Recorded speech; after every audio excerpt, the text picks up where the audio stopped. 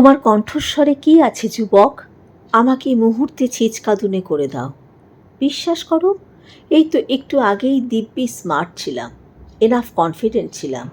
এই যে তোমাকে জড়িয়ে ধরতে চাইছি আর তুমি প্রথা মেনে দারুণ উদাসীন স্বরে বলছো কি খবর, এতেই আমার আত্মা ফুঁপিয়ে উঠল।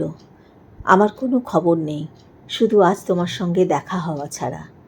আমার কোনো খবর নেই এতদিন তোমার সঙ্গে দেখা না হওয়া ছাড়া। আমারও কি তোমার কুশল জিজ্ঞাসা করার কথা ছিল? করতে ভয় পেলাম। ওই কণ্ঠস্বরে, ওই নিষ্পৃহ কণ্ঠস্বরে যদি বলে বসো ভালো।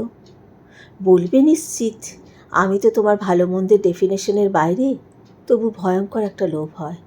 একটুও কি খারাপ থাকতে নেই? জানি তোমার কোনো বিরহ নেই, কোনো দিন ছিলও না সম্ভবত।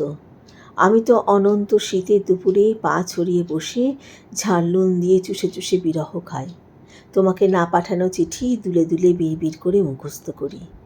আমার কণ্ঠস্বরে কী একটা আছে, সেটা শুনে নিজেই আমি আরও ছিচকাদুনে হয়ে যাই।